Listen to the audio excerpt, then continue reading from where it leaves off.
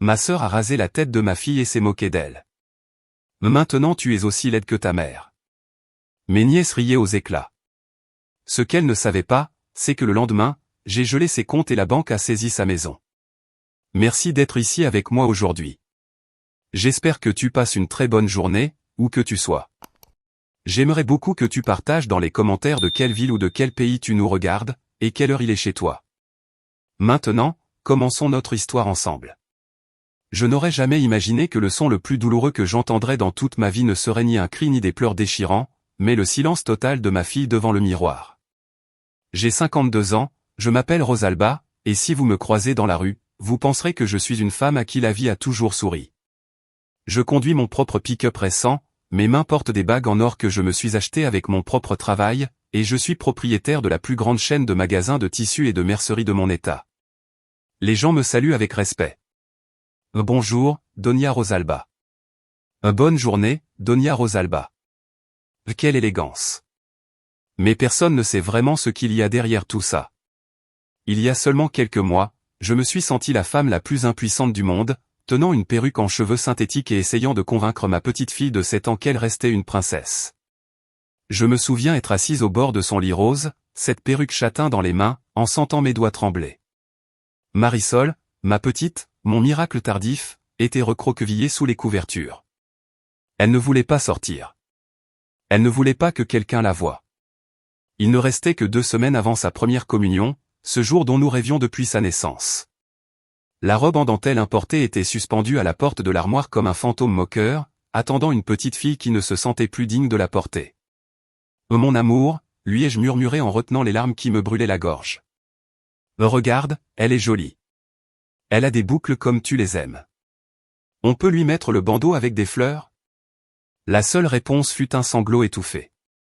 Quand elle a enfin montré son petit visage, mes entrailles se sont serrées. Là où il y avait avant une cascade de cheveux noirs, brillants et soyeux, qui lui arrivait jusqu'à la taille, il n'y avait plus qu'un cuir chevelu irrité, plein de zones inégales, rasé avec une violence qui ne peut naître que de la haine pure. Et le pire n'a pas été de la voir ainsi. Le pire a été de me souvenir de la voix de celle qui avait fait ça. Ce n'était pas un inconnu. Ce n'était pas un accident à l'école. C'était mon propre sang. Gracilla, ma sœur cadette, ma seule sœur, la femme que j'avais nourrie, habillée et protégée pendant plus de 40 ans. La même femme qui, avec un rasoir dans une main et un sourire tordu sur les lèvres, m'avait dit d'un ton froid qui m'a glacé le sang. Maintenant, elle se ressemble. Elle a l'air aussi ridicule et ratée que toi avant que tu aies de l'argent. On dit que le sang est plus épais que l'eau, mais j'ai appris à mes dépens que parfois, le sang n'est qu'un poison qui te tue lentement si tu ne coupes pas la circulation à temps. Ce n'est pas seulement l'histoire d'une coupe de cheveux. C'est l'histoire d'une mère lionne qui a dû dévorer sa propre meute pour sauver son petit. C'est l'histoire du jour où, en une seule journée, je suis passé de la sœur gentille et naïve qui payait toutes les factures à la femme qui contrôlait le destin de ceux qui m'avaient trahi. Pour comprendre jusqu'où je suis allé, et pourquoi ma main n'a pas tremblé en signant les documents qui allaient laisser ma sœur à la rue, vous devez d'abord comprendre qui je suis et qui est Gracilla. Vous devez comprendre que tout n'a pas commencé ce samedi maudit. Cela s'est préparé lentement pendant des décennies, nourri par la jalousie d'une femme qui n'a jamais supporté que la brebis noire de la famille soit celle qui ramenait l'argent à la maison. Ma vie n'a pas toujours été faite de luxe. En réalité, pendant une grande partie de ma jeunesse, j'ai été invisible. J'étais l'aînée, la responsable, celle qui avait le nez un peu trop grand et le corps un peu trop large. Gracilla, plus jeune que moi de 7 ans, était la poupée de la maison. Des yeux verts, des cheveux blonds cendrés comme ceux de ma grand-mère, et un sourire capable de lui obtenir tout ce qu'elle voulait. Mes parents, paix à leur âme, et ma mère Bernarda, qui est encore en vie et qui a été témoin et complice de tout cela, ont toujours eu une préférence très claire. Rosalba, toi tu es forte, tu peux supporter, me disait-il quand Gracilla cassait mes jouets. Rosalba, tu es l'aînée, tu dois comprendre, répétait-il quand mes parents utilisaient mes économies pour l'université afin de payer le voyage de fin d'études de Gracilla, parce que la petite était déprimée. Moi, j'ai toujours compris. J'ai toujours encaissé. J'ai travaillé dès l'âge de 15 ans, en cousant pour les autres, en vendant des tamales le week-end, en économisant peso par peso. Gracilla, au contraire, a traversé la vie en pensant que sa beauté serait une monnaie d'échange éternelle. Elle s'est mariée jeune avec un homme beau mais inutile. Elle a eu 2 filles. Et quand sa beauté a commencé à faner et que son mari est parti avec une femme plus jeune, Gracilla s'est retrouvée sans rien, sans métier, sans revenu, et remplie d'une rancœur amère contre le monde. Et qui était là pour ramasser les morceaux? Moi. Toujours moi. La sœur qui avait réussi, celle qui, après un divorce difficile, a construit un empire de tissu à partir de zéro. Moi, qui pensais que l'argent servait à protéger la famille. Comme je me trompais. Je ne savais pas que je finançais ma propre destruction et, ce qui est impardonnable, la souffrance de ma fille. Ce jour-là, pendant que je serrais Marisol contre moi sur les draps froids, quelque chose à l'intérieur de moi s'est brisé pour toujours. La Rosalba patiente. La Rosalba qui pardonnait. Elle est morte à cet instant. J'ai embrassé la tête rasée de ma fille et je lui ai fait une promesse silencieuse, une promesse que j'étais prête à tenir même si cela devait me coûter l'âme. Personne ne te fera plus jamais de mal, mon ciel. Et je te jure, devant la Vierge de Guadeloupe, qu'ils vont payer chaque larme que tu es en train de verser. Je ne savais pas encore comment j'allais m'y prendre, mais je savais que je détenais l'arme la plus puissante de toutes. J'étais la propriétaire de tout ce que Gracilla appelait, à elle, et j'étais sur le point de le lui rappeler. Pour que vous compreniez l'ampleur de ma colère, je dois vous ramener en arrière, dans ce que j'appelle mon musée de la douleur. Ce sont ces souvenirs que nous gardons enfermés, ces petites injustices qui s'accumulent comme de la poussière dans les coins de l'âme, jusqu'au jour où elles finissent par nous étouffer. Gracilla n'est pas devenue un monstre du jour au lendemain. Cela a été un processus lent, façonné par l'indulgence de ma mère et par mon propre manque de limites. La première pièce de ce musée remonte à l'époque où j'avais 18 ans. C'était le bal de fin d'études du lycée. J'avais travaillé tout un été à laver la vaisselle dans une petite cantine pour pouvoir acheter le tissu de ma robe. Je l'ai moi-même dessinée et cousue. C'était une robe bleu nuit, simple mais élégante, qui, pour la première fois de ma vie, me faisait me sentir belle. Je l'ai laissée suspendue dans le salon, prête pour la grande soirée. Quand je suis rentré de l'école le jour du bal, j'ai trouvé Gracilla, qui avait alors 11 ans, en train de jouer dans le jardin en portant ma robe. Elle ne faisait pas que la porter. Elle se roulait dans l'herbe, jouait à la princesse guerrière avec le chien. Le tissu était déchiré, couvert de boue et de bave de chien. Quand j'ai crié, ma mère est sortie en courant. Vous croyez qu'elle a grondé Gracilla? Non. Gracilla s'est mise à pleurer avec ses grosses larmes fausses qu'elle a perfectionnées au fil des années, en disant qu'elle voulait juste être jolie comme moi. Et ma mère, Doña Bernarda, m'a regardé avec reproche et a prononcé cette phrase qui a marqué ma vie. Oh, Rosalba, ne sois pas égoïste. Ce n'est qu'un chiffon. Ta sœur est une enfant, elle ne l'a pas fait par méchanceté. Recoue le trou et c'est tout.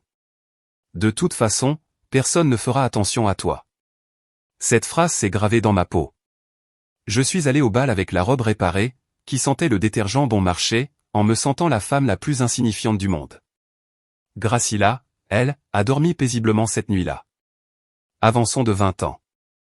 J'étais déjà divorcé de mon premier mari, un homme qui m'avait quitté parce que je ne pouvais pas lui donner d'enfant rapidement. J'étais seul, mais j'avais un rêve. Avec mes économies, j'ai loué un tout petit local au marché central pour vendre des chutes de tissu. Le jour de l'ouverture, j'ai invité toute la famille. J'ai préparé des amuse-bouches, j'ai mis des ballons. Gracilla est arrivée en retard, entraînant son mari de l'époque, Ruben. C'est ça, a-t-elle dit en regardant mon petit local avec une grimace de dégoût, sans lâcher son sac de marque. Oh, ma sœur, quelle honte. Je pensais que tu allais ouvrir une boutique, pas un stand de brocante. Tu vas vraiment finir ta vie comme une vieille marchande de légumes. Ils ont ri. Elle et son mari ont ri en pleine figure, devant mes quelques clients. Ma mère a seulement soupiré et a dit. Bon, au moins elle fait quelque chose pour ne pas rester à ne rien faire. Gracilla, ne sois pas si dure. Mais elle ne m'a pas défendu. Personne ne défendait jamais Rosalba. Cette nuit-là, j'ai pleuré de rage. Mais j'ai aussi juré que ce petit stand de brocante me rendrait riche. Et il l'a fait. J'ai travaillé 14 heures par jour. J'ai porté des ballots plus lourds que moi. J'ai appris les importations, les textures, les affaires. 10 ans plus tard, la vie a tourné. Le mari de Gracilla l'a quittée. Elle s'est retrouvée sans maison, sans argent, avec 2 filles, Renata et Lydia, élevées pour être aussi inutiles et superficielles que leur mère. Et vers qui Gracilla s'est-elle tournée? Vers la vendeuse de brocante. Elle est arrivée dans mon bureau. Ce n'était plus un stand au marché, mais mon propre immeuble de 3 étages. Elle pleurait, bien sûr. Rosalba, ma sœur, aide-moi. Ruben nous a laissés à la rue. Mes filles n'ont nulle part où dormir. Toi, tu as tellement de choses. Tu es seul. L'argent te déborde. Je n'étais pas seul. À ce moment-là, j'avais déjà Teodoro, mon deuxième mari, un homme bon et travailleur qui m'aimait pour ce que j'étais, pas pour ce que je possédais. Et nous étions en plein processus de fécondation in vitro, en train de dépenser une fortune pour réaliser mon rêve de devenir mère. Mais en voyant mes nièces si petites et si effrayées, mon cœur trop tendre m'a trahi. D'accord, Gracila, lui ai-je dit. Je ne vais pas vous laisser à la rue. J'ai acheté une maison. Pas un manoir, mais une maison confortable de 3 chambres, dans un bon quartier privé. Je l'ai mise au nom d'une de mes sociétés pour des raisons fiscales, mais j'ai dit à Gracila que c'était sa maison, pour qu'elle y vive pendant qu'elle se remettait. Je lui ai donné une carte de crédit pour les urgences. J'ai payé les inscriptions des filles dans une école privée, parce que Gracila insistait pour dire qu'elle ne pouvait pas se mélanger à la racaille. C'était mon erreur. Ma grande et stupide erreur. J'ai transformé ma générosité en son droit. Pendant 5 ans, j'ai entretenu Gracila et ses filles. Et pendant 5 ans, au lieu de la gratitude, j'ai reçu du mépris déguisé. Oh, Rosalba, merci pour les courses, mais pourquoi tu as acheté une marque bas de gamme? Les filles font des allergies si ce n'est pas du jambon Serrano cher, me disait-elle quand je faisais moi-même les courses. Ton pick-up est très grand, très nouveau riche, disait-elle en montant dedans pour que je la conduise au salon de beauté. Teodoro me le disait tous les soirs. Rosalba, tu élèves des corbeaux. Cette femme ne te respecte pas. Elle te voit comme un distributeur automatique sur pattes. Et ses filles? Renata et Lydia sont malpolies avec tout le monde, même avec toi. C'est ma sœur, Théo. C'est tout ce qu'il me reste de mon père. Et puis maintenant que nous avons enfin Marisol, je veux qu'elle ait des cousins, qu'elle ait une famille. Marisol, ma lumière. Elle est née quand j'avais déjà 45 ans. C'était une grossesse à haut risque, un miracle médical et divin. Quand je l'ai prise dans mes bras, j'ai su que tout mon travail avait valu la peine. Elle a grandi entourée d'amour. Oui, je l'ai gâtée. Comment ne pas le faire? Mais je lui ai aussi appris à être humble, à saluer, à dire merci. Gracila détestait Marisol. Elle le cachait devant moi, mais je voyais bien comment elle la regardait. Elle regardait ses vêtements neufs, ses jouets, et surtout ses cheveux. Marisol avait les cheveux que Gracila avait perdus à force de teinture bon marché et de stress. Longs, noirs, épais. Cette fille ressemble à une petite indienne avec ses cheveux si longs, disait Gracila. Tu devrais les lui couper à la mode.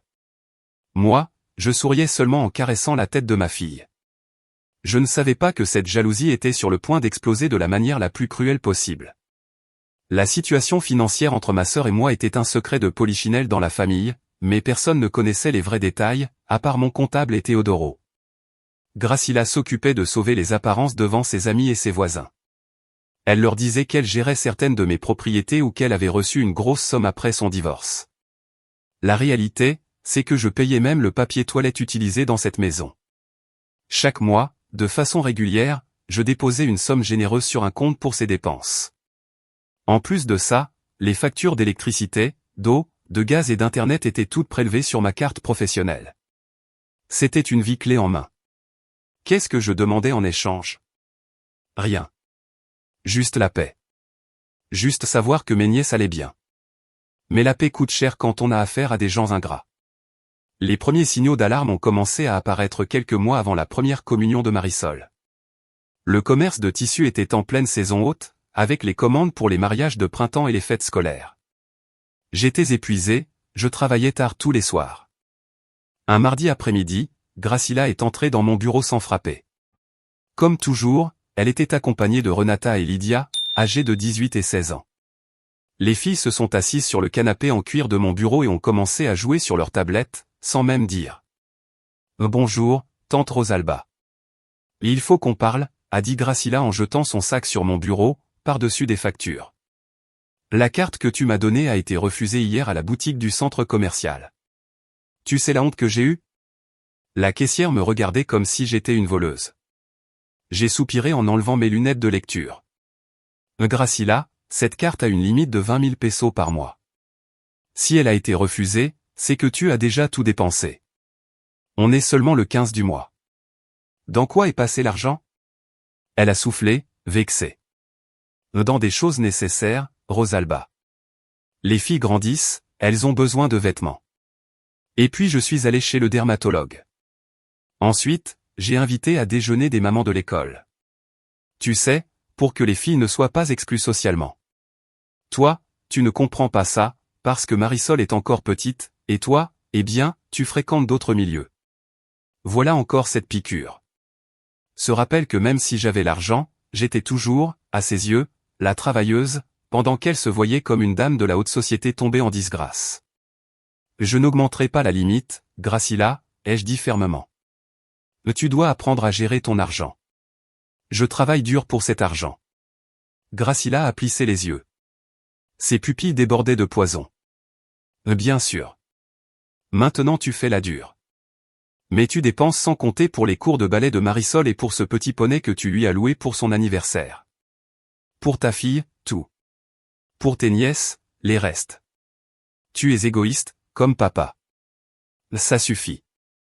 J'ai frappé du poing sur le bureau. Je vous donne une maison, de la nourriture et une éducation. Si tu appelles ça des restes, alors trouve-toi un travail et vis avec ton salaire. Graciela a changé de stratégie instantanément. Ses yeux se sont remplis de larmes. Sa voix s'est brisée. La manipulation parfaite. Oh, ma sœur, pardonne-moi. C'est le stress. Je ne dors pas en pensant à l'avenir de mes filles. Je suis une mère seule, abandonnée. Ne sois pas dur avec moi. J'ai juste besoin d'un petit peu plus pour la robe de première communion de Renata. Elle veut aussi quelque chose de neuf pour la fête de Marisol. Comme toujours, j'ai cédé. Je n'ai pas augmenté la limite, mais je lui ai donné de l'argent liquide de ma caisse. Ah tiens. Achète-leur quelque chose de joli. Mais c'est la dernière fois ce mois-ci. Pendant qu'elle sortait, j'ai entendu Renata chuchoter à Lydia. Tu as vu? Maman réussit toujours à soutirer de l'argent à la vieille. Lydia a ri et a répondu. Oui, mais j'espère qu'on n'aura pas à aller à sa fête ennuyeuse. Marisol m'énerve, elle se croit importante avec ses cheveux longs. Je suis resté figé une seconde. Puis le téléphone a sonné et le travail m'a de nouveau happé. J'aurais dû écouter ses filles. J'aurais dû comprendre que la haine se transmet et se cultive à la maison. Elles ne faisaient que répéter ce qu'elles entendaient de leur mère. Teodoro était furieux ce soir-là quand je lui ai raconté. Rosalba, elle se moque de toi. Elle te vole littéralement sous tes yeux et toi, tu les remercies. C'est à cause de la communion, Théo. Je veux que tout soit parfait. Je veux que la famille soit unie ce jour-là. C'est un sacrement important pour Marisol. La famille unie. Teodoro a secoué la tête en servant le dîner. Fais attention, femme. Cette unité va te coûter plus cher que de l'argent. Graciela te jalouse. Une jalousie noire. Et la jalousie est dangereuse quand elle est proche. Je ne l'ai pas écoutée. J'étais trop occupé à organiser l'événement. J'avais réservé la meilleure salle de réception, un banquet pour 100 personnes, et surtout, la robe. J'avais commandé une dentelle chantilly française, et ma meilleure couturière confectionnait une réplique d'une robe de princesse ancienne. Marisol était émerveillée par son jour de princesse devant Dieu. Elle se regardait dans le miroir en brossant ses cheveux longs jusqu'à la taille. « Maman, tu me feras des boucles comme sur la photo ?» me demandait-elle avec ses yeux brillants. « Oui, mon amour. On te mettra une couronne de fleurs naturelles et tu ressembleras à un ange. » Graciela était présente à l'un de ces essayages. Elle était assise dans un coin, à observer. Elle ne disait rien. Elle regardait Marisol tourner dans sa robe blanche. Son regard n'était pas tendre. Il était calculateur. Froid, comme celui d'un reptile attendant le moment d'attaquer. Elle est trop grande, a-t-elle dit finalement. Et ses cheveux, c'est trop. On dirait qu'elle porte une couverture sur la tête. Tu devrais les couper. C'est vulgaire, si long. Ah moi, ça me plaît comme ça, tata, a dit Marisol innocemment. Eh bien tu as mauvais goût, petite, comme ta mère, a murmuré Gracila assez bas pour penser que je ne l'avais pas entendu. Je l'ai entendu. Mais j'ai décidé de l'ignorer pour préserver la paix de la fête.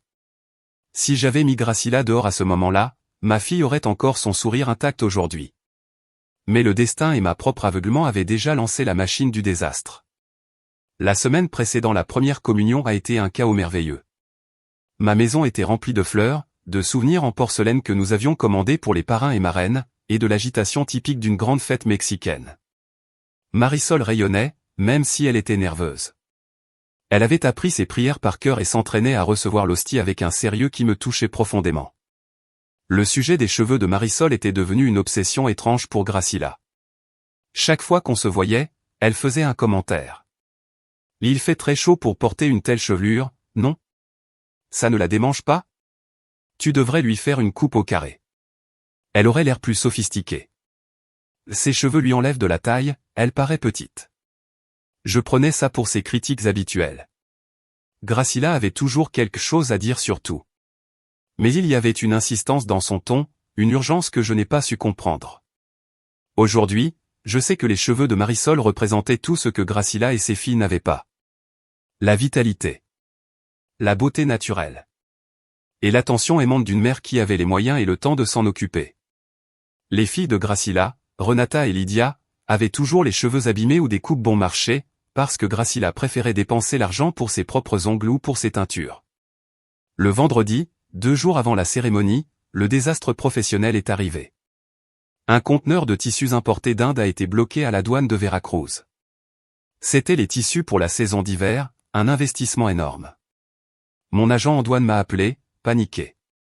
Je devais aller personnellement au bureau central des douanes de la ville voisine pour signer des documents originaux et libérer la marchandise, sinon je perdrais le contrat avec mes distributeurs. C'était samedi matin, la veille de la communion. J'avais prévu une séance de spa pour Marisol et moi. Manucure, pédicure et soins hydratants pour ses cheveux. Un moment mère-fille. Bon sang, ai-je dit en raccrochant. Théodoro, je dois partir. C'est 3 heures de route à l'aller et 3 heures au retour. Je n'arriverai pas à temps pour emmener Marisol au salon. Théodoro était occupé à superviser l'installation des tentes dans le jardin de la salle de réception. Je ne peux pas l'emmener, Rosalba. J'ai les fournisseurs des tables ici. Tu ne peux pas reporter? Non. Le salon ferme à 18h et demain c'est dimanche, le jour de la messe. À ce moment-là, comme si je l'avais invoqué, ma mère, Doña Bernarda, est apparue, suivie de Gracila. Elles étaient venues aider avec les centres de table. Quel est le problème, ma fille?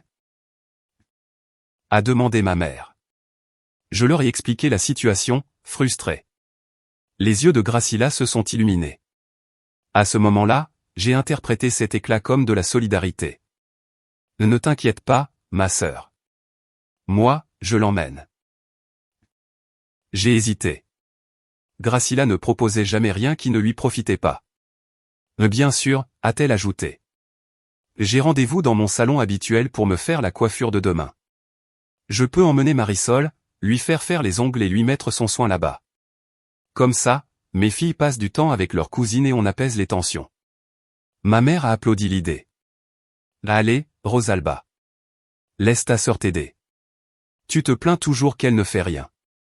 Regarde comme elle est de bonne volonté. C'est une occasion pour que les cousines se rapprochent avant de recevoir le bon Dieu. J'ai encore hésité. Mon instinct, ce nœud à l'estomac que les mères connaissent, me disait. Non, emmène-la avec toi dans ce voyage ennuyeux aux douanes. Mais j'ai regardé Marisol, tout excitée par sa journée de spa. Je ne voulais pas la traîner pendant 6 heures dans un bureau administratif poussiéreux. D'accord, ai-je dit en sortant de l'argent de mon sac. Voilà pour le forfait complet de Marisol. Manucure française, pédicure et masque à l'avocat pour les cheveux. Rien de plus. Pas de ciseaux. Pas de teinture. Pas d'idées bizarres. Gracila. Compris, a répondu Gracila en prenant les billets avec un sourire vexé. Oh, Rosalba, tu es vraiment méfiante. On va juste lui couper un tout petit peu les pointes si elle a des fourches, pour que ça fasse sain. Détends-toi. Va faire tes affaires de grande patronne. Ta fille est en sécurité avec sa tante. Je me suis baissé pour dire au revoir à Marisol. Elle portait sa petite robe rose préférée et ses chaussures vernies. Sois sage avec ta tante, mon amour. Je te vois cet après-midi. Je t'aime. Oui, maman. Je vais être jolie pour demain. Je l'ai embrassée sur le front. Cette odeur de shampoing à la camomille. La douceur de sa peau. Si j'avais su que ce serait la dernière fois que je verrais cette enfant heureuse pendant longtemps, je me serais accroché à elle. Je suis monté dans mon pick-up et je suis parti sur la route. Pendant le trajet, j'ai essayé de me concentrer sur les problèmes de douane, mais une angoisse sourde me serrait la poitrine. J'ai appelé Teodoro à 13h. Tout va bien? Oui. Ici, je me bats avec les fleuristes qui ont apporté des œillets au lieu de roses. Tu as parlé à Marisol? Et Gracila ne répond pas. Elle doit être sous le sèche-cheveux. À 15h, j'ai réglé le problème des tissus. Je me suis senti soulagé. Je suis monté dans la voiture pour rentrer à toute vitesse. J'ai rappelé Gracila. Messagerie vocale. J'ai appelé la maison de Gracila. Personne n'a répondu. J'ai appelé le portable de ma mère. Allô, a répondu Doña Bernarda. Maman, où sont-elles? Gracila ne me répond pas. Oh ma fille, elles sont chez Gracila. Elles ont déjà fini au salon. Les filles jouent. Ne sois pas excessive, laisse-les profiter. Quelque chose dans le ton de ma mère m'a semblé étrange. Pas inquiète. Plutôt fuyante.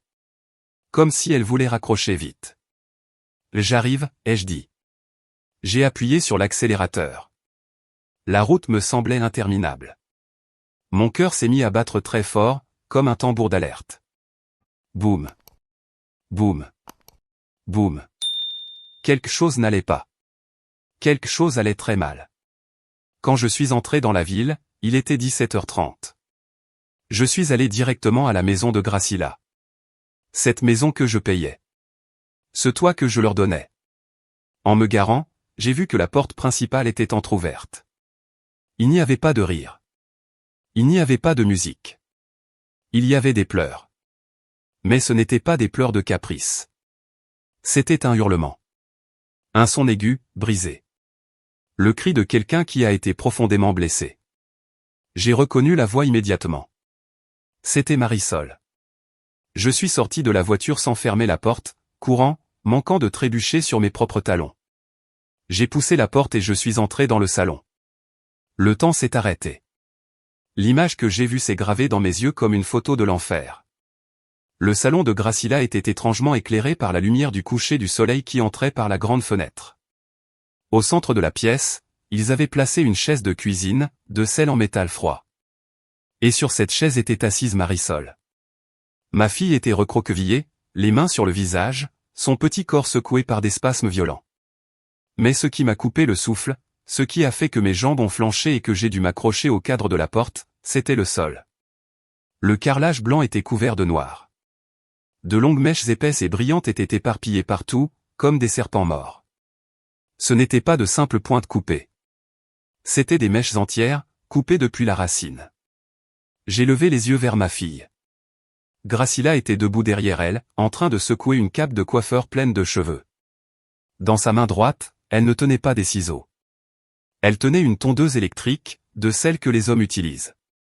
Et dans l'autre main, un rasoir. Marisol a levé le visage en m'entendant entrer. Ses yeux étaient gonflés, rouges comme le sang.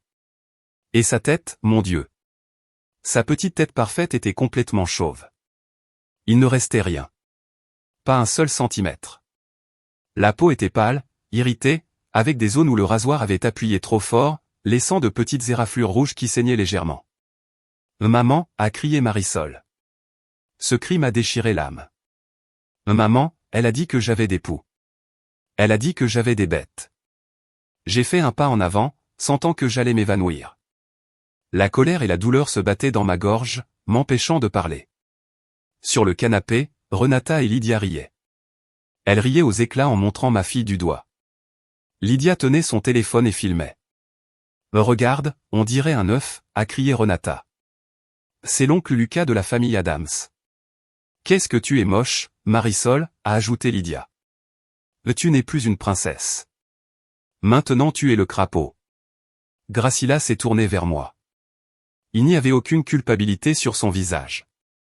Il y avait une satisfaction malade. Un sourire de victoire qui lui déformait le visage. Elle a éteint la tondeuse avec un clic. Ce son a résonné dans le silence soudain du salon comme un coup de feu. « Mais tu es arrivé tôt », a-t-elle dit calmement, comme si elle parlait de la météo. « Qu'est-ce que tu lui as fait ?» ai-je réussi à murmurer. Ma voix ne me semblait même plus mienne. « Je lui ai rendu service », a répondu Gracila en haussant les épaules. Là elle avait les cheveux très abîmés, Rosalba. Et en plus, j'ai vu des poux. On ne pouvait pas risquer qu'elle contamine mes filles avant la fête, alors j'ai pris une décision. Quand le chien est mort, la rage est finie. Ce n'est pas vrai, a crié Marisol en enlevant ses mains de son visage. Je n'avais rien, maman. Ça m'a fait mal. Elle me tirait les cheveux et me disait de me taire. Je me suis précipité vers ma fille et je l'ai serrée contre moi. Sa petite tête se sentait étrange, nue et fragile contre ma poitrine. Elle sentait la mousse à raser bon marché et la peur. Menteuse. L'ai-je hurlé à Gracila, sentant le sang me monter à la tête. Ma fille n'a pas de pouls. Je l'ai vérifié hier. Je l'ai emmenée chez le pédiatre la semaine dernière. Tu l'as fait par méchanceté. Gracila a éclaté d'un rire sec. Oh, s'il te plaît, ne sois pas dramatique. Les cheveux, ça repousse. Et puis elle se vantait toujours de sa chevelure, la secouant devant le visage de mes filles. Maintenant, elles sont à égalité. Maintenant, elle est aussi ordinaire, aussi ratée que toi à son âge, quand personne ne te voulait. À cet instant, la vérité est apparue, nue et cruelle. Ce n'était pas des poux. C'était de la jalousie pure. Tu as osé toucher ma fille par jalousie ? Ai-je demandé, ma voix descendant à un ton dangereux. J'ai lâché Marisol un instant pour faire face à ma sœur. Je me suis approché d'elle. Gracila a reculé d'un pas, mais elle a gardé son air provocateur, toujours avec le rasoir à la main. Ce ne sont pas des jalousies, c'est de la justice, a craché Gracila. Tu crois que parce que tu as de l'argent, tu peux venir nous frotter ton bonheur au visage ? Ta fille parfaite. Ta robe de Paris. Ta fête de millionnaire. Mes filles aussi méritent de briller, et ta fille les éclipsait. Maintenant, avec cette tête de genou, personne ne la regardera demain. Mes filles seront les jolies de la fête. J'ai regardé mes nièces. Elles riaient toujours, en regardant la vidéo sur le téléphone. Il n'y avait aucune innocence en elles. Elles étaient cruelles, le reflet exact de leur mère. Efface ça, ai-je crié aux filles. Non, a répondu Renata, provocante. Je vais le mettre sur TikTok pour que tout le monde voie la chauve. À ce moment-là, quelque chose a changé en moi. La tristesse s'est évaporée et a laissé place à une lucidité glaciale. J'ai regardé autour de moi dans le salon. J'ai regardé les meubles que j'avais payés. J'ai regardé la télévision sur laquelle elles regardaient leurs émissions, payées par moi. J'ai regardé les vêtements qu'elles portaient. Tout. Absolument tout. M'appartenait. Sors les filles d'ici, ai-je dit à Gracila. On s'en va. Allez-vous-en donc, et ne faites pas de drame demain à la messe. Achète-lui un bonnet et voilà. J'ai pris Marisol dans mes bras en lui couvrant la tête avec ma veste. Elle a enfoui son visage dans mon cou, mouillant mon cou de ses larmes. J'ai marché vers la porte en écrasant les cheveux de ma fille par terre, en sentant que j'écrasais mon propre cœur. Avant de sortir, je me suis arrêté et je me suis retourné vers Gracila. Elle était déjà assise sur le canapé, en train d'allumer la télévision, comme si rien ne s'était passé. Gracila, ai-je dit. Elle n'a même pas tourné la tête. Qu'est-ce que tu veux ? Dégage. Profite de ta soirée, ai-je dit doucement. Parce que c'est la dernière nuit tranquille que tu auras dans ta vie. Elle a ri. Oh, quelle peur. Tu vas m'enlever Netflix. Ridicule. Je suis sorti de la maison. L'air frais du soir m'a frappé le visage, mais il n'a pas refroidi ma rage. J'ai installé Marisol dans la voiture, je l'ai serrée contre moi et j'ai appelé Théodoro. Théo, ai-je dit, et ma voix s'est brisée pour la première fois. Théo, elle l'a rasé. Elle l'a laissé chauve. Il y a eu un silence à l'autre bout du fil, suivi du bruit de quelque chose qui se cassait, comme si Teodoro avait jeté le téléphone ou frappé un mur. J'arrive, a-t-il rugi. Je vais la tuer. Non, ai-je dit en essuyant mes larmes. Mais tu ne feras rien de violent. C'est ce qu'elle veut, se faire passer pour la victime. Viens à la maison. Je dois emmener Marisol avec nous. Et demain, l'enfer commence pour Gracila. Mais ce ne sera pas avec des coups. Ce sera avec des papiers. J'ai démarré la voiture. Marisol sanglotait sur la banquette arrière. Je conduisais d'une main sur le volant et de l'autre en serrant mon téléphone. J'ai composé le numéro de mon avocat personnel, Maître Fuentes, même si c'était samedi après-midi. Maître, excusez-moi pour l'heure. J'ai besoin que vous prépariez une vente urgente. Oui. La maison de la rue Roble. Je veux la vendre dès demain. J'ai déjà l'acheteur. Oui, c'est urgent. Et j'ai besoin d'annuler tous les pouvoirs notariés au nom de Gracila Méné. Tous. Tout de suite. Rentrer à la maison a été un calvaire. Teodoro nous attendait à l'entrée. Quand il a vu Marisol, mon mari, un homme d'1 m 85 qui portait des rouleaux de tissu de 50 kilos comme si c'était des plumes, a senti ses jambes flancher. Il s'est agenouillé sur le gravier de l'allée et a ouvert les bras. Marisol a couru vers lui.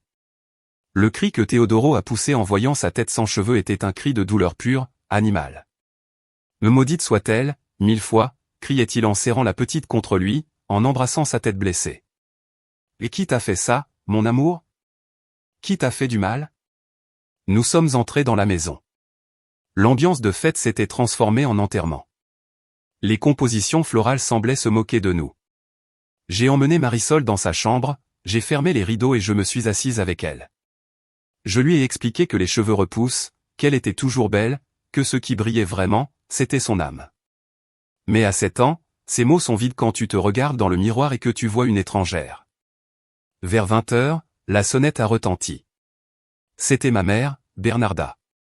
Teodoro voulait la mettre dehors, mais je lui ai fait signe de la laisser entrer. J'avais besoin de savoir jusqu'où allait la pourriture de ma famille. Ma mère est entrée nerveuse, se tordant les mains.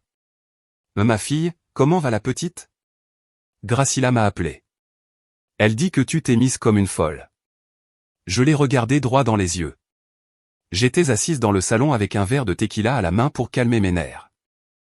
Tu le savais, maman? Savoir quoi? A-t-elle évité mon regard? Gracila m'a dit qu'elle avait des poux. Ma fille, ce sont des choses qui arrivent. Les poux sont très contagieux. Elle a fait ce qu'il fallait pour l'hygiène. Mais tu ne peux pas te fâcher pour ça. Elle n'avait pas de poux, maman, ai-je dit d'une voix glaciale. Je l'ai vérifié hier. Elle n'en avait pas un seul. Gracila l'a rasée par jalousie, et ses filles se sont moquées d'elle. Tu étais là. J'étais dans la cuisine à leur préparer un sandwich, a-t-elle balbutié. J'ai entendu la petite pleurer, mais je pensais que c'était parce qu'elle n'aimait pas la coupe. Quand je suis sorti, c'était déjà fini. Mais Rosalba, essaie de comprendre ta sœur. Elle a beaucoup souffert. Voir Marisol aussi fière de ses cheveux, ça lui a fait mal. Gracila trouve la vie injuste avec elle. Je me suis levé lentement et je me suis avancé vers ma mère. Donc tu justifies qu'elle ait mutilé ma fille pour se sentir mieux. Ce n'est pas une mutilation, c'est des cheveux, a crié ma mère. Ça repousse, pour l'amour de Dieu, Rosalba. Demain c'est la communion. Tu dois lui pardonner. Ne fais pas de scandale. Gracila veut venir à la fête. Elle a déjà acheté sa robe avec l'argent que tu lui as donné. Si tu lui interdis de venir, tu vas l'humilier devant la famille. J'ai laissé échapper un rire amer. L'humilier, moi? Elle a humilié ma fille. Elle l'a marquée psychologiquement à vie. Et toi, tu t'inquiètes parce que Gracila ne pourra pas montrer sa robe. C'est ta sœur, a insisté ma mère en sortant toujours la même carte. La famille passe avant tout. Si tu ne lui pardonnes pas, Dieu ne bénira pas la communion de ta fille. À cet instant, tout est devenu clair. Ma mère ne changerait jamais.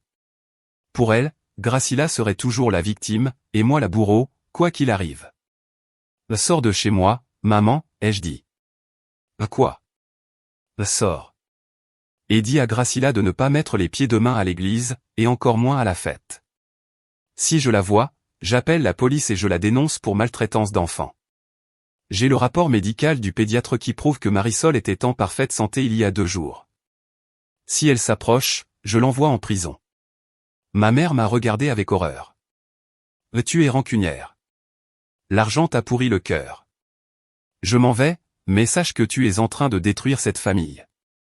Quand elle est partie en claquant la porte, j'ai ressenti un immense soulagement. La famille était déjà détruite. Moi, je ne faisais que balayer les morceaux. Cette nuit-là, nous n'avons pas dormi. Théodoro et moi avons passé des heures sur Internet à chercher des boutiques de perruques oncologiques de haute qualité, mais c'était samedi soir et tout était fermé. Marisol pleurait dans son sommeil. Vers 3 heures du matin, j'ai eu une idée. Je suis allé dans mon armoire et j'ai sorti mon voile de mariée. C'était un long voile en dentelle espagnole, magnifique. J'ai passé le reste de la nuit à coudre, à adapter le voile pour en faire une sorte de petit turban élégant, décoré de perles et de fleurs en soie, qui couvrait complètement la tête et tombait sur les épaules. À l'aube, Marisol s'est réveillée. Quand elle s'est vue dans le miroir avec le turban et le voile, elle n'a pas souri, mais elle a arrêté de pleurer. On dirait une vierge d'un tableau ancien, lui a dit Théodoro, les yeux pleins de larmes. Tu es magnifique. Nous sommes allés à l'église. La cérémonie a été douce amère. Marisol n'a pas retiré le voile une seule seconde. Les gens murmuraient. Pourquoi la petite a la tête couverte? Moi, je gardais la tête haute, lançant un regard glacial à quiconque osait poser la question. Gracila n'est pas venue. Ma mère non plus. Tant mieux. Pendant le banquet, pendant que Marisol jouait timidement avec ses amis, je me suis enfermé dans mon bureau avec mon associé, Monsieur Roberto, un homme d'affaires impitoyable qui me devait plusieurs services. Roberto, tu te souviens que tu voulais un entrepôt près du centre pour tes pièces détachées, lui ai-je demandé. Oui, Rosalba, mais il n'y a rien de disponible dans le quartier. J'ai une maison. Rue Roble, numéro 45. Le terrain est grand. La maison est vieille, mais le terrain vaut de l'or. Je te la vends à moitié prix. Roberto a ouvert de grands yeux. La maison où vit ta sœur? Rosalba, tu es sûre? Absolument sûre. La seule condition, c'est que je la veux vide. Tu t'occupes de l'expulsion. La maison est au nom de mon entreprise, Textile RM. Tu le sais. Gracila n'a pas de contrat, rien du tout. C'est une occupante précaire. Si tu me fais ce prix-là, demain matin à la 1re heure, je viens avec un serrurier. J'ai besoin de cet espace de toute urgence. Un marché conclu, ai-je dit en lui serrant la main. Ensuite, j'ai sorti mon téléphone et j'ai ouvert l'application de la banque. J'ai cherché les cartes supplémentaires. Gracila Méné.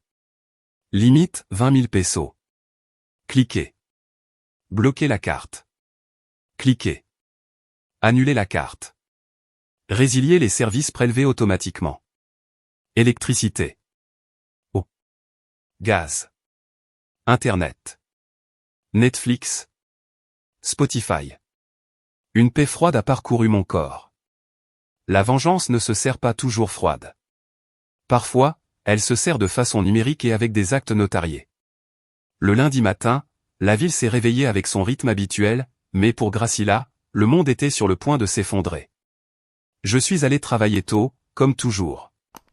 Je me suis assise dans mon bureau avec une tasse de café et j'ai attendu. Je n'ai pas eu à attendre longtemps.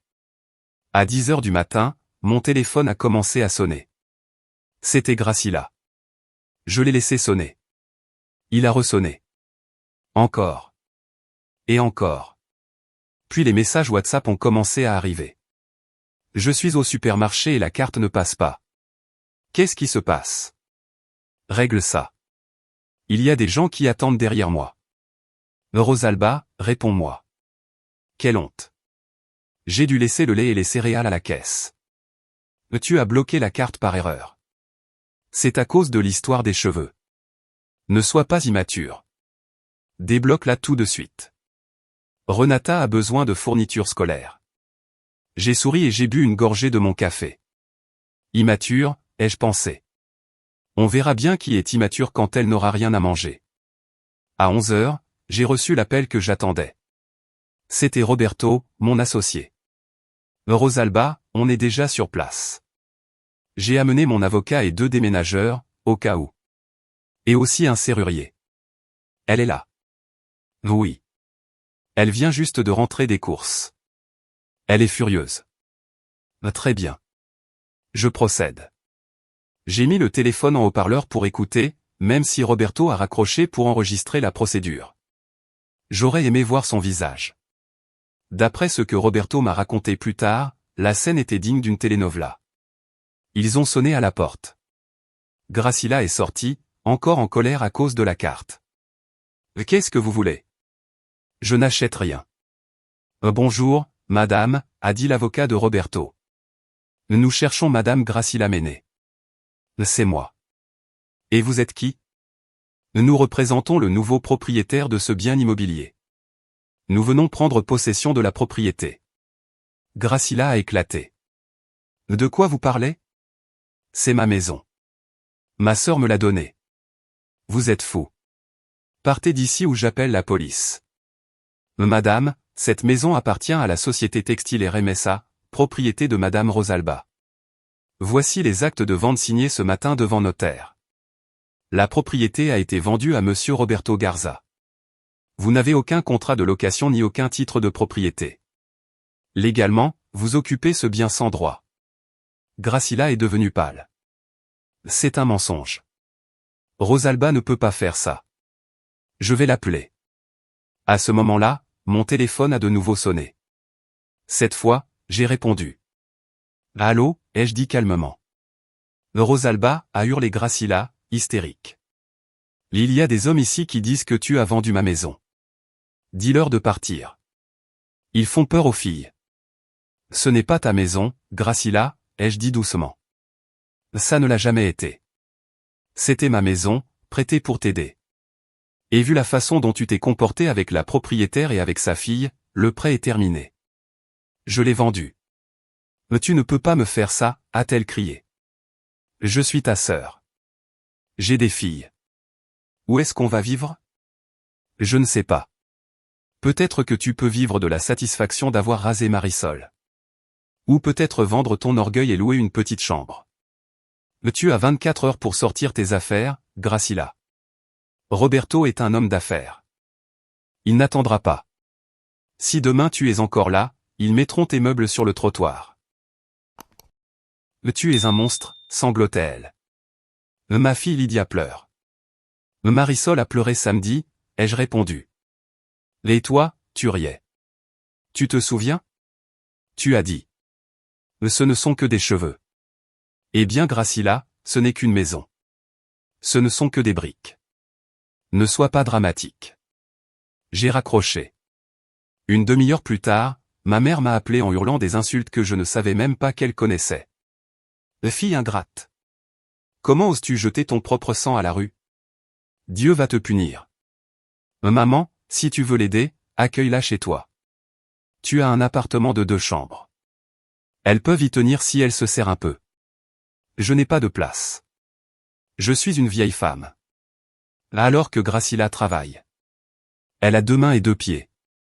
La bourse est finie, maman. Tout est fini. Cet après-midi-là, Roberto m'a envoyé des photos.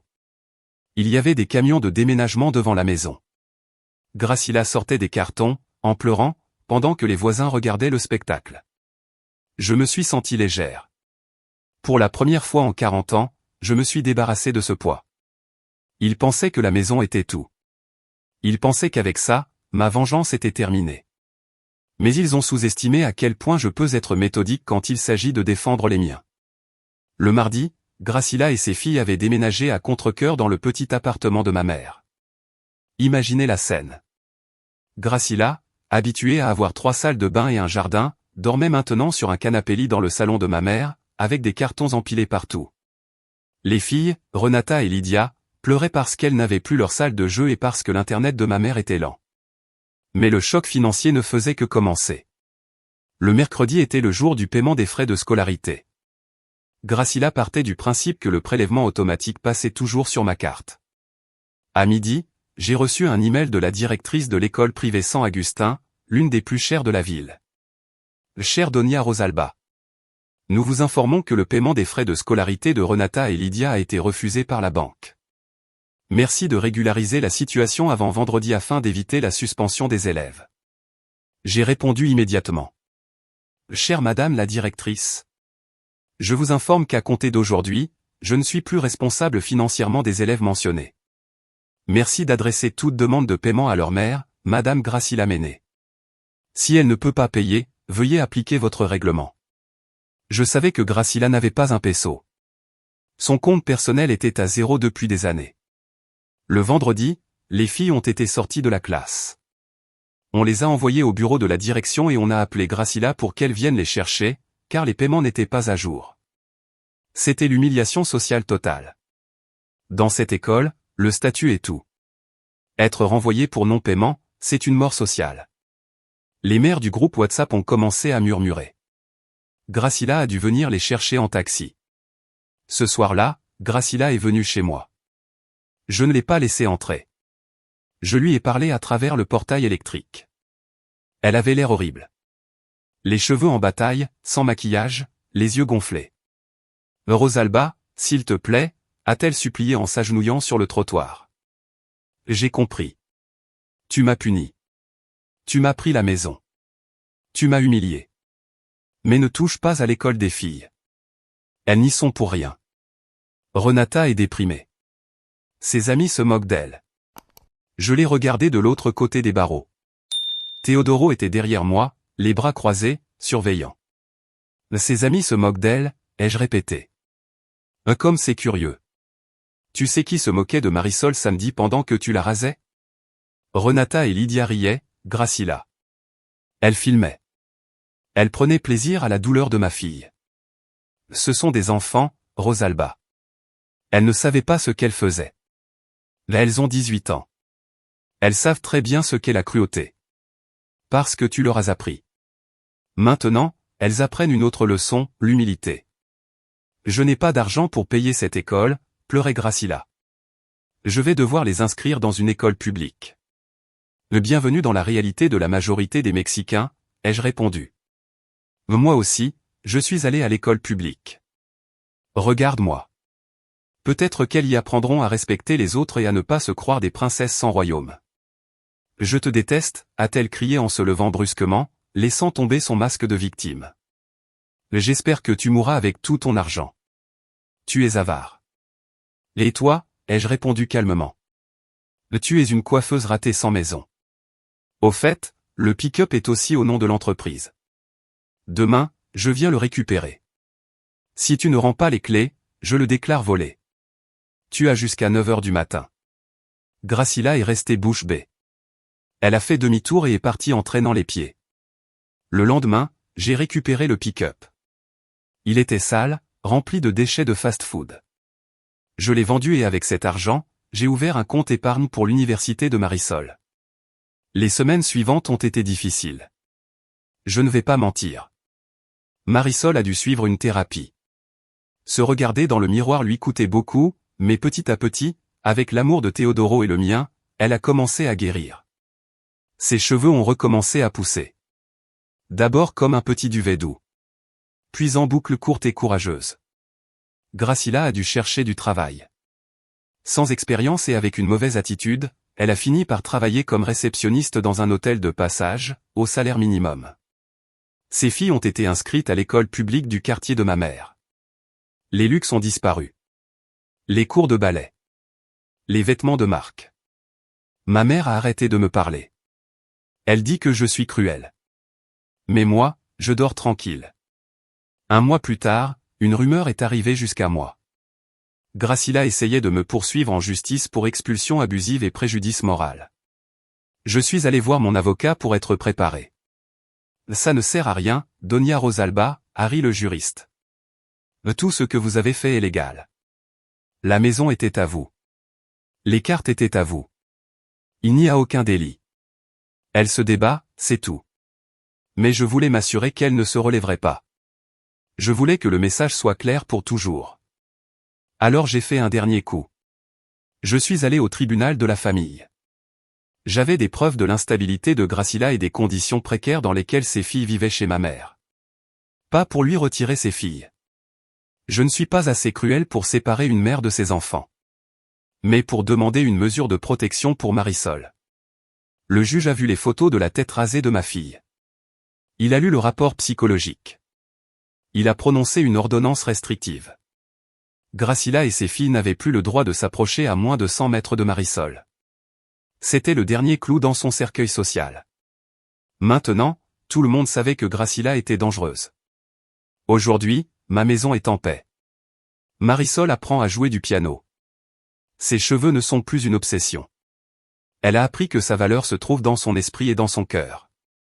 Et moi, je continue à travailler. Je continue à vendre des tissus. Je continue à être Donia Rosalba. Mais maintenant, quand je regarde mon compte bancaire, je ne vois pas des chiffres. Je vois un mur de protection. Un mur que j'ai construit brique par brique pour que personne ne touche jamais plus un seul cheveu de ceux que j'aime.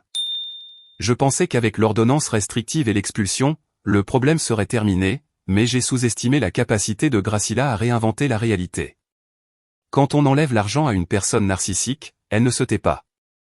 Elle crie. Et elle crie des mensonges.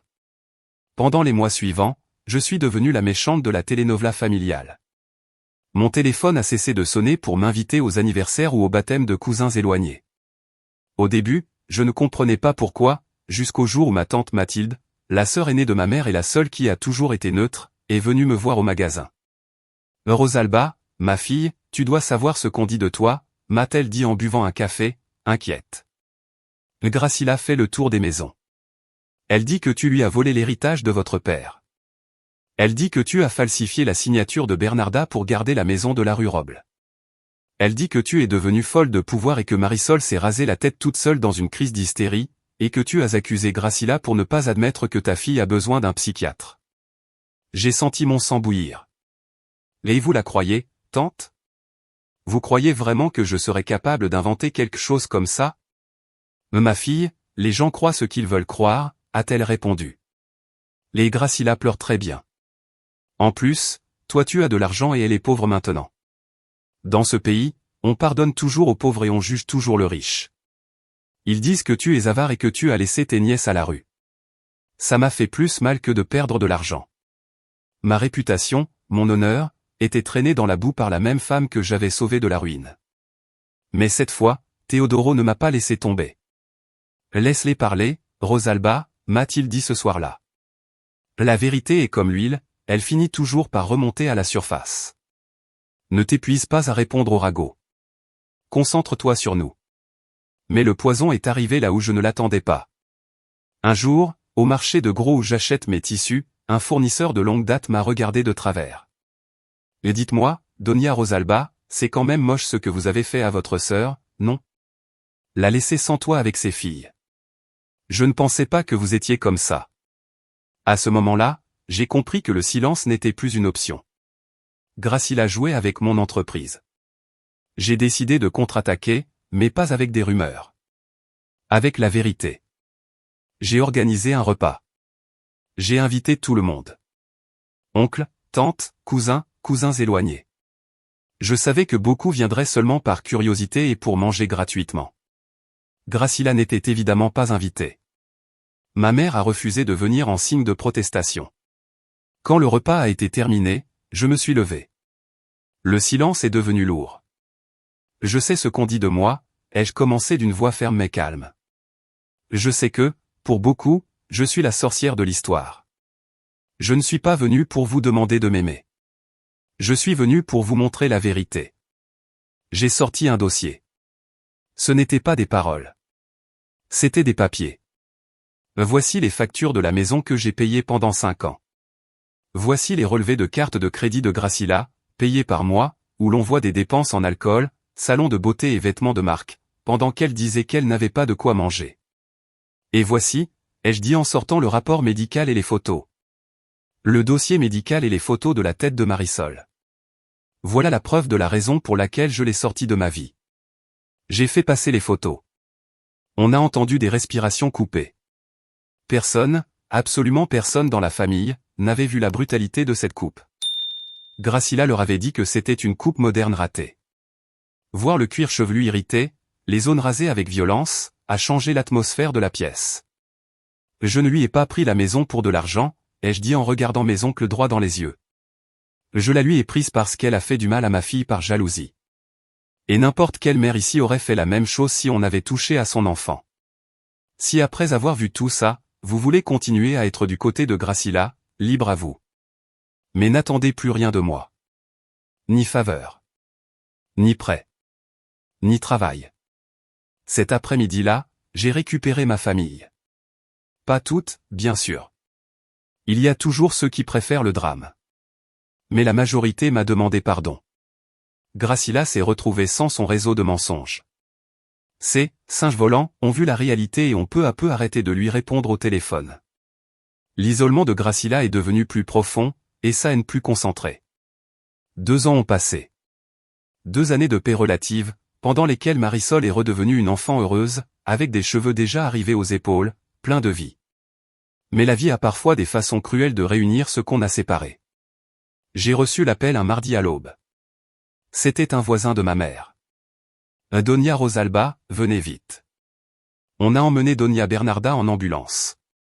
Ça ressemble à une crise cardiaque. Je suis arrivé à l'hôpital public en tremblant. Gracilla était là, assise dans la salle d'attente. Elle avait l'air fatiguée, vieillie, épuisée. Elle portait des vêtements usés, et on voyait que la vie lui avait présenté la facture. Quand elle m'a vu, ses yeux ont brillé. Pas de soulagement. D'opportunité. C'est ta faute, m'a-t-elle lancé avant même que je parle. Tout ce stress, voir la famille détruite, son cœur n'a pas supporté ta méchanceté. J'ai ignoré son venin et je suis allé chercher le médecin. Ma mère était stable, mais dans un état délicat. Elle avait besoin d'un pontage et de soins intensifs. L'hôpital public était saturé. L'opération prendrait des semaines à être programmée. Des semaines que ma mère n'avait pas. Et il faut la transférer dans un hôpital privé, ai-je dit. Bien sûr, a réagi Gracilla aussitôt. Transfère-la. Toi, tu as de l'argent. Mets-la dans le meilleur hôpital. Et au passage, on a besoin d'argent pour les médicaments et pour mes déplacements, parce que c'est moi qui m'occupe d'elle jour et nuit. Je ne peux pas travailler si je dois la soigner. Rosalba, tu dois me payer comme infirmière. Là, elle utilisait notre mère mourante comme un distributeur d'argent. J'ai respiré profondément. J'aimais ma mère malgré ses erreurs et son favoritisme. Je n'allais pas la laisser mourir. Mais je n'allais pas laisser Gracilla gagner un seul centime. Je vais la transférer, ai-je dit froidement. Mais toi, tu ne toucheras pas un seul peso. Comment ça? C'est moi qui reste avec elle. J'ai besoin d'argent pour manger. Je vais engager des infirmières professionnelles pour la nuit. Tu pourras venir la voir. Si tu as faim, je t'apporterai un sandwich de chez moi. Mais de l'argent liquide, Gracilla, tu n'en verras plus jamais venant de moi. Le transfert a été fait. Ma mère s'est réveillée dans une chambre privée, propre et confortable. Quand elle m'a vu, elle a pleuré. Ma fille, tu es venue? Bien sûr que je suis venue, maman. Je suis ta fille. Pendant les semaines de convalescence, Gracilla a tout essayé. Elle a tenté de demander de l'argent à ma mère en cachette, mais j'avais prévenu l'administration de l'hôpital. Ils n'avaient pas le droit de lui donner accès à quoi que ce soit. Un jour, je suis entré dans la chambre et j'ai trouvé Gracilla en train de fouiller dans le sac de ma mère pendant qu'elle dormait. « Qu'est-ce que tu fais ?» ai-je demandé. Gracilla a sursauté. Je cherchais un mouchoir. Tu cherchais la carte de sa pension, n'est-ce pas? Je lui ai arraché le sac des mains. Tu es tombé bien bas. Voler ta propre mère malade. Gracilla s'est effondrée. Mais ce n'était pas un pleur de manipulation. C'était un vrai pleur de désespoir. Je n'ai plus rien, Rosalba, a-t-elle chuchoté. On vit au jour le jour. Renata veut des baskets neuves et je ne peux pas les lui acheter. Lydia a des caries et je ne peux pas payer le dentiste. Je suis fatigué d'être pauvre. Je l'ai regardé. Et pour la première fois depuis longtemps, je n'ai pas ressenti de haine. J'ai ressenti de la pitié. Une pitié profonde et écœurante. Tu es pauvre parce que tu es orgueilleuse, Gracilla. Je t'ai proposé du travail à l'entrepôt il y a 1 an, tu te souviens? Et qu'est-ce que tu as répondu? Que tu n'allais pas porter des cartons. Tu aurais pu t'en sortir, mais tu préfères voler une vieille femme. Aide-moi, sœur, s'il te plaît. Je t'aiderai une seule fois. Je vais emmener Lydia chez mon dentiste et je paierai directement la facture. Mais toi, je ne te donnerai rien. Apprends à gagner ta vie. Gracila m'a regardé avec une haine nouvelle. Pour elle, cette aide conditionnelle était pire que l'abandon. Je suis sorti de la chambre en sachant que cette guerre ne finirait que quand l'une de nous cesserait de respirer. La chose la plus triste dans les guerres familiales, c'est que les balles perdues touchent toujours les enfants. Renata et Lydia, mes nièces, ont grandi en voyant leur mère me détester. Renata, l'aînée, est devenue une copie exacte de Gracila, amère, exigeante et pleine d'illusions. Mais Lydia était différente. Lydia avait 8 ans quand l'histoire des cheveux est arrivée. Maintenant, elle en avait 12. C'était une enfant calme, observatrice. Un jour, en sortant de l'école, Lydia m'a vu dans ma camionnette. Renata a continué à marcher, le menton haut, mais Lydia s'est arrêtée. Elle a regardé autour d'elle pour s'assurer que sa sœur ne la voyait pas, puis elle s'est approchée de ma fenêtre. « Bonjour, Tati », a-t-elle dit timidement. « Bonjour, Lydia. Comment vas-tu ?»« Ça va. Tati, merci pour le dentiste. Maman a dit que c'était l'assurance publique, mais j'ai vu l'ordonnance avec ton nom. J'ai senti un nœud se former dans ma gorge. »« De rien, ma chérie. »« Tati. C'est vrai ce que dit maman ? » ?»« À quoi donc ? » ?»« Que tu nous as volé l'héritage de grand-père. » J'ai soupiré. Comment expliquer à une fille de 12 ans la complexité de l'avidité des adultes ? Non, Lydia. Ta maman voit les choses à sa façon. J'ai travaillé pour ce que j'ai. Et ce qui s'est passé avec la maison est une conséquence des actions de ta mère contre Marisol. Lydia a baissé les yeux en jouant avec la sangle usée de son sac. Je me souviens de ce jour-là, a-t-elle murmuré. J'ai ri.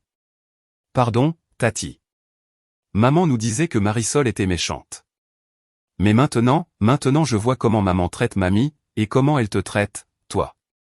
Je crois que maman ne dit pas la vérité. Ce moment valait plus que tout l'or du monde. Une fissure venait d'apparaître dans le mur de la haine. Lydia, tu es intelligente. Observe. Fais-toi ta propre opinion. Et si un jour tu as vraiment besoin de quelque chose, pas du luxe, mais de l'aide pour tes études ou pour ta santé, viens me voir. Mais que ce soit notre secret. À partir de ce jour-là, je suis devenue la marraine secrète de Lydia. Je lui ai payé des cours d'anglais en cachette. Je lui ai acheté des livres. Elle devait cacher tout ça chez une amie pour que Gracila ne les voie pas et ne les vende pas ou ne les détruise pas. Pendant ce temps, Renata suivait exactement le chemin de sa mère. À 16 ans, elle est tombée enceinte d'un garçon du quartier. Gracila est venue chez moi en frappant le portail, exigeant que je paie l'accouchement dans une clinique privée. C'est ton sang, Rosalba. Tu vas être grande-tante. Tu ne peux pas laisser mon petit-fils naître sur une table sale. Ce n'est pas ma responsabilité, Gracila, lui ai-je répondu. Tu as élevé Renata en lui faisant croire qu'elle méritait tout sans effort. Maintenant, elle va devoir apprendre à être mère avec ce qu'elle a. Il y a de très bons hôpitaux publics. Je te déteste. J'espère que tu pourriras avec ton argent. Gracila est partie en lançant des malédictions. Renata a accouché à l'hôpital public. On dit que ça a été difficile. Qu'elle a dû mûrir d'un coup. Je ne sais pas. Mais je sais que ce cycle de pauvreté mentale est très difficile à briser. Ça me faisait mal de ne pas aider davantage, mais je savais que si je donnais un doigt, on m'arracherait le bras. Ma priorité restait de protéger Marisol et, discrètement, de sauver Lydia. Les 15 ans de Marisol sont arrivés. Au Mexique, ce n'est pas juste un anniversaire. C'est un rite de passage. Et pour nous, ça avait une signification encore plus forte. 8 ans plus tôt, Gracila avait essayé de détruire la beauté de ma fille. Aujourd'hui, Marisol se tenait devant le monde comme une jeune femme intelligente, gentille et lumineuse. Marisol ne voulait pas une fête ostentatoire de nouveaux riches. Elle voulait quelque chose d'élégant, dans un vieux jardin, avec des violons et beaucoup de fleurs. Mais le plus important, c'était ses cheveux. Ils étaient longs, ondulés, brillants, tombant comme une cascade d'obsidienne sur sa robe couleur lavande. Ce soir-là, en la regardant descendre les escaliers, Je me suis rappelé le jour où je l'avais trouvée chauve et en pleurs. J'ai pleuré. Mais cette fois, c'était des larmes de gratitude. Teodoro l'a prise par le bras et ils ont dansé la valse. C'était l'image parfaite de la victoire de l'amour sur la haine. Mais Gracila ne pouvait pas supporter que nous soyons heureux sans essayer de salir ce moment. Au milieu de la fête, les agents de sécurité m'ont appelé par l'oreillette. « Madame Rosalba, il y a une femme à l'entrée. Elle dit que c'est votre sœur. Elle est agitée et elle porte un sac poubelle. » Un frisson m'a parcouru le dos. Je suis allé à l'entrée accompagné de Teodoro et de 2 cousins costauds. Gracila était là. Elle ressemblait à une sans-abri. Vieille, voûtée, avec sa teinture blonde devenue jaune paille et ses racines grises visibles. Elle était ivre. « Je veux voir la princesse », criait-elle en mâchant ses mots. Je viens lui apporter son cadeau. « Pas, Gracila », ai-je dit en restant calme pour ne pas alerter les invités. « Tu n'as rien à faire ici. C'est ma nièce. » J'ai apporté son cadeau. Elle a jeté le sac poubelle à mes pieds. Le sac s'est ouvert. Des mèches de cheveux sont tombées. Des cheveux vieux, sales, coupés de poupées ou ramassés dans des salons de coiffure. Pour qu'elle se fasse une perruque, a-t-elle ri d'un rire fou. Pour qu'elle n'oublie jamais qu'elle est une chauve. Teodoro a dû être retenu par mes cousins pour ne pas la frapper. Moi, j'ai regardé cette femme pathétique qui essayait de réveiller un traumatisme déjà guéri par un geste aussi grotesque. « Sortez-la », ai-je dit aux agents de sécurité. Et appelez la police. Gracila a été arrêtée cette nuit-là pour trouble à l'ordre public et harcèlement. La voir monter dans la voiture de police, en criant des insultes pendant que les lumières bleues éclairaient son échec, a été la vraie fin de cette histoire. Je suis retourné à la fête. Marisol avait tout vu de loin. J'ai couru vers elle, de peur qu'elle s'effondre. Mais ma fille m'a surprise. Elle m'a regardé, a souri tristement et a dit « Maman, ne t'inquiète pas. Elle ne peut plus me faire de mal. Sa folie est sa punition. Viens, on va danser. » Et nous avons dansé. Nous avons dansé sur les souvenirs douloureux, en les écrasant sous nos talons. Gracila a dormi dans une cellule. Nous avons dormi serrés l'une contre l'autre, sachant que le fantôme ne faisait plus peur. Il faisait seulement pitié. Les années suivantes ont marqué le déclin final. Ma mère, Doña Bernarda, est décédée un hiver. Sur son lit de mort, elle a essayé de nous réunir une dernière fois. « Promets-moi que tu prendras soin de ta sœur », m'a-t-elle murmuré dans son dernier souffle. Je lui ai caressé la main, mais je n'ai pas menti. Je te promets que je ne la laisserai pas mourir de faim, maman. Mais je ne peux pas la laisser entrer de nouveau dans ma vie. Lors de l'enterrement, Gracila a essayé de faire un spectacle. Elle pleurait plus fort que tout le monde, se jetait sur le cercueil. Mais plus personne ne la croyait. Après l'enterrement, elle s'est approchée de moi, attendant le partage de l'héritage. « La maison de maman », a-t-elle dit. « Elle est à moi, n'est-ce pas? C'est le minimum qui me revient. » Quelques jours plus tard, le notaire a lu le testament.